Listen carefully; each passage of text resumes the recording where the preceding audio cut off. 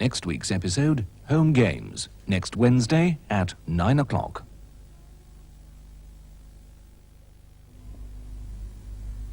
Now, comfort is a new low price, so you can afford comfort softness on woolens, cottons, synthetics too. Try comfort softness on all your things. Comfort, now it's a new low price.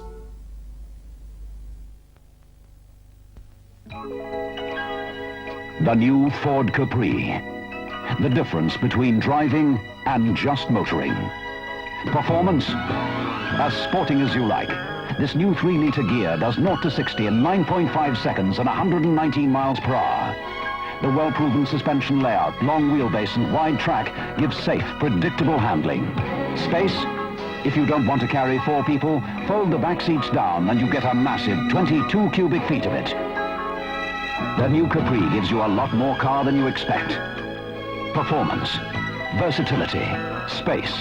And for under £3,000 for the 1300, it'll cost you less than you think.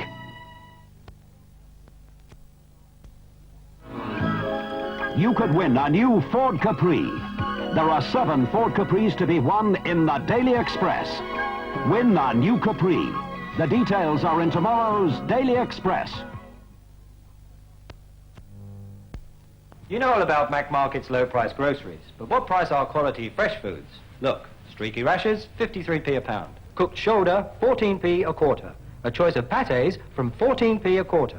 Chestwood mushrooms, 32p a half. And there are many more at prices like these. All beautifully fresh and the quality's guaranteed. How do we do it? Well, fresh foods is where Mac's began. And it still shows. Mac Market. Superb fresh foods, amazing prices. The first taste tells. The first taste tells. The first taste tells you it's every bit as good as it looks. And it's the same as new Stork SB margarine. This is nice. What's on it? New Stork SB. You see, Stork SB is now even better, with a smooth new look and a delicious new taste. So the first time you taste it, you'll say, New Stork SB. fancy calling new Stork SB margarine. Ideal Home magazine have designed a remarkable show house for Selfridges on the 4th floor, full of great ideas for your home. Read all about it in the March issue, Your Ideal Home at Selfridges, an exhibition of modern living until March the 22nd.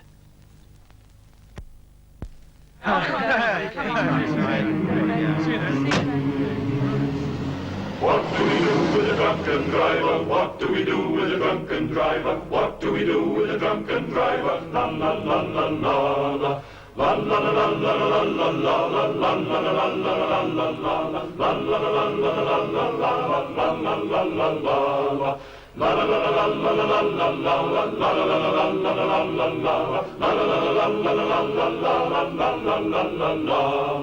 What do we do with a drunken driver? What do we do with a drunken driver? What do we do with a drunken driver?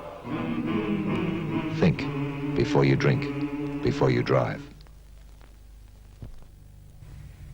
XL Holidays have just released a new program to Greece. All scheduled flights, first-class hotels, good reductions for children even in high season, guaranteed prices. Phone 388-1122 for the XL Holidays brochure now.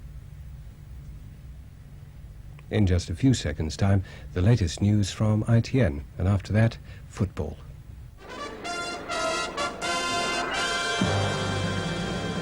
Tonight, here at Villa Park, one of the world's greatest football stars has been turning on a glorious display of control skill. Yes, Johan Cruyff, the superstar of Barcelona, making his final appearance in England, is showing just how he earns £500,000 a year from football alone. His skill in the UEFA Cup quarter-final tie between Aston Villa and Barcelona will excite and entertain you in the midweek match tonight, right after the news.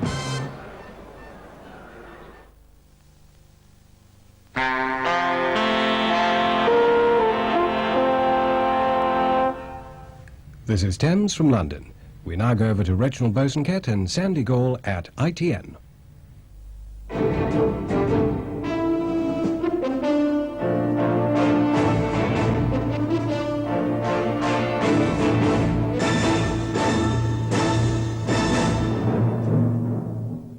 Good evening. A select committee has made another strong attack on a minister. This time it's Mr. Dennis Howell. 195 people have escaped from a plane which went out of control on takeoff in Los Angeles. The IRA have used a new machine gun to kill a British soldier. An anti-communist movement in Angola has claimed that it's executed 139 Cubans, and a little girl has been given back her sight. First, the committee and the minister. Backbench MPs have again attacked the minister for his handling of a nationalised industry.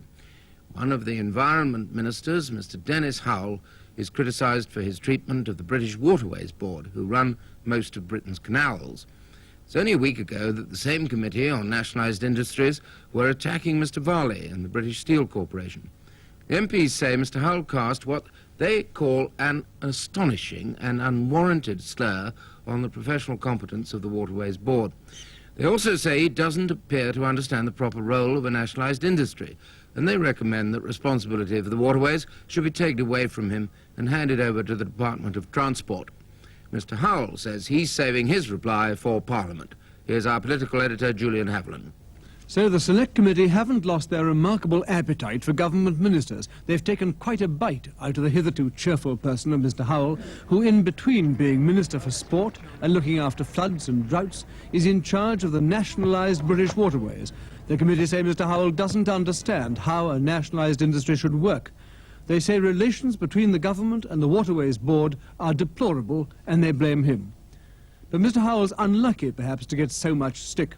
The committee show that the Waterways Board, ever since it was reconstituted 10 years ago under a new and combative chairman, Sir Frank Price, has been fighting for its life against successive governments who've wanted to merge the canals with the water supply industry, so that their upkeep will be paid for, as Sir Frank puts it, by ratepayers and the people who turn taps on.